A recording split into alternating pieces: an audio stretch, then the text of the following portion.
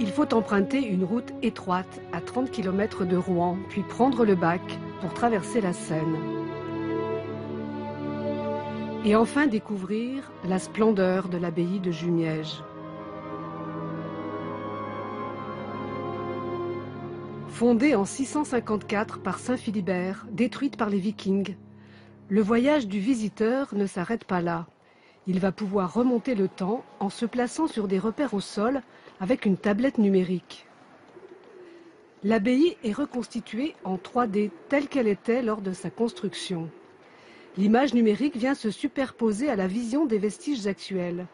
Les historiens ont travaillé sur des documents du XVIIe siècle. C'est grâce justement à ce type de plan qu'on est capable de proposer des restitutions qui s'approchent au maximum finalement de l'état originel. Une nouvelle façon d'aborder les lieux. Pour 5 €, l'établissement fournit une tablette aux visiteurs. Donc vous avez tous visé le port. La découverte de cet outil donne d'abord lieu à quelques tâtonnements. Où suis-je exactement? La nef. La nef? Non, là ça bouge plus. C'est super. Et ensuite, c'est marrant, vous n'êtes pas dans le bon sens du tout. On est plus ou moins doué dans le maniement. Soit tu déplaces l'image avec ton pouce, soit tu déplaces l'image en déplaçant l'écran. Voilà ce qu'il reste du cloître. Il a perdu sa galerie et son décor Renaissance que l'on peut retrouver ici avec une vue à 360 degrés. Certains détails peuvent échapper au public qui a encore besoin des explications du guide.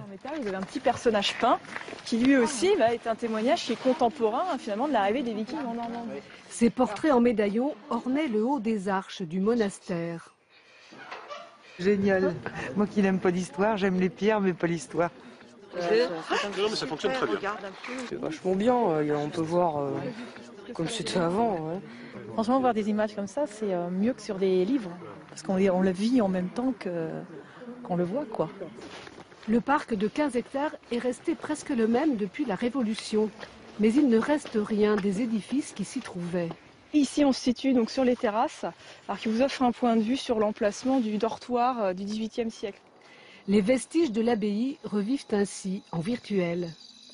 Mais rien ne remplace la magie et le mystère que dégagent les ruines.